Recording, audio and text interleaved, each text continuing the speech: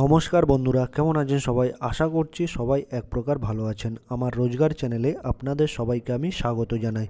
আরও একটি নতুন ভিডিও নিয়ে আপনাদের সামনে আমি আজকে উপস্থিত হয়ে গেলাম। বন্ধুরা, আমি আজকে আপনাদের শিখিয়ে দেব যে আপনাদের প্লে স্টোরটা রয়েছে, এই দেখতেই পাচ্ছেন আমার স্ক্রিনের উপর প্লে স্টোর অ্যাপটি রয়েছে, সেটা কিন্তু অনেকের মোবাইল থেকে ডিলিট হয়ে যায় উল্টোপাল্টা সেটিং করার কারণে। তো সেই প্লে স্টোরটি কিন্তু কিভাবে আপনাদের মোবাইলে ফিরিয়ে আনতে পারবেন, সেই সেটিংস বা উপায়টি আপনাদের আমি আজকে বলবো। অনেকেই কিন্তু জানেন না যে প্লে স্টোরকে ইনস্টলও করা যায় না আর আনইনস্টলও করা যায় না। অনেকের মনে ভুল ধারণা আছে যে প্লে স্টোরকে ইনস্টল করা যায় বা আনইনস্টল করা যায় না। সম্পূর্ণ এটি একটি ভুল ধারণা। প্লে স্টোরটিকে আপনারা কী করতে পারবেন, কোনো কারণে যদি ডিলিট হয়ে যায় বা হাইড হয়ে যায়, সেটিকে আপনারা কি প্রসেসের মাধ্যমে সেটাকে আবার ফিরিয়ে আনতে পারবেন। তো সেই প্রসেসটি আপনাদের আমি শিখিয়ে দেবো। প্লে স্টোর না থাকলে কী হবে, অনেক কিন্তু প্রবলেম হবে। আপনাদের যে অ্যাপগুলো রয়েছে মোবাইলে, সেগুলোকে আপডেট করতে পারবেন না। আর নতুন নতুন যে অ্যাপগুলো আছে সেগুলোকে আপনারা কিন্তু ইনস্টলও করতে পারবেন না, আনইনস্টলও করতে পারবেন না। সেই জন্য প্লে স্টোরটা কিন্তু খুবই একটি গুরুত্বপূর্ণ অ্যাপ, যেটিকে আপনাদের মোবাইলে কিন্তু দরকার। তো আপনাদের মোবাইল থেকে যদি প্লে স্টোরটি ডিলিট হয়ে গিয়ে থাকে বা হাইড হয়ে গিয়ে থাকে, লুকিয়ে থেকে থাকে, সেটিকে আপনারা কীভাবে ফিরিয়ে আনবেন সেই প্রসেসটি আপনাদের আমি দেখিয়ে দেবো। তো সম্পূর্ণ ভিডিওটি আপনারা দেখতে থাকবেন বন্ধুরা। আশা করছি এই ভিডিওটি আপনাদের অনেক অনেক উপকারে আসবে।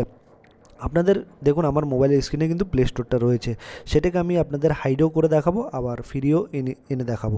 তো আপনাদের এটা করার জন্য প্রথমে সেটিংস অপশানে কিন্তু চলে আসতে হবে। আমার মোবাইলের সেটিংস অপশানটি দেখে নিন। সেটিংস অপশানে আমি চলে গেলাম।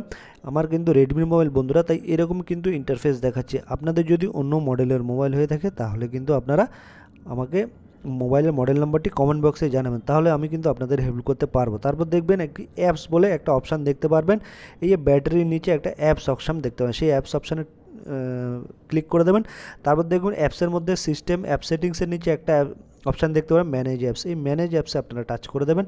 ম্যানেজ অ্যাপে টাচ করলে আপনারা সার্চ করবেন গুগল প্লে স্টোর বলে লিখবেন। এইখানে প্লে স্টোর কিন্তু আপনাদের দেখাবে। প্লে স্টোর লিখলেই কিন্তু এইখানে দেখুন এই গুগল প্লে স্টোরটা শো করছে বা দেখাচ্ছে। তারপর এইভাবে টাচ করবেন।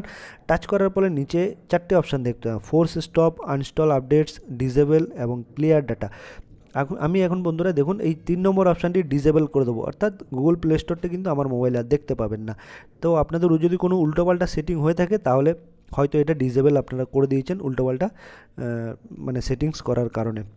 তো আমি এখন এটা ডিসেবল করে দেবো, আমার মোবাইলে কিন্তু আপনি প্লে স্টোরটা দেখতে পারবেন। আমি আপনাদের দেখাবো প্র্যাকটিক্যালি। তো ডিসেবল অপশান আমি টেস্ট করে দিলাম, ডিসেবল অ্যাপ, এই দুটো অপশান আসবে, আমি ডিসেবল অ্যাপ করে দিলাম।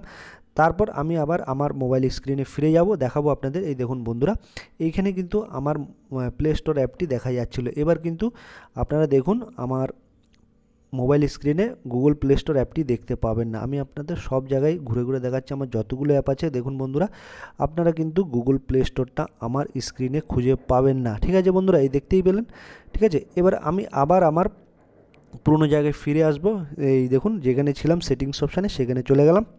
এবার আমি আবার আমার গুগল প্লে স্টোরটা কীভাবে মোবাইল স্ক্রিনে ফিরিয়ে আনবো সেটি দেখাচ্ছি। এবার এনেবেল অপশান দেখতেই পাচ্ছেন, এই ইনেবেল অপশান আপনারা টাচ করে দেবেন। ইনেবেল অপশান টাচ করে দিলে দেখুন ইনেবেলড হয়ে গেল। এবার আমি দেখি আমার প্লে স্টোরটা ফিরে এসছে কিনা মোবাইল স্ক্রিনে।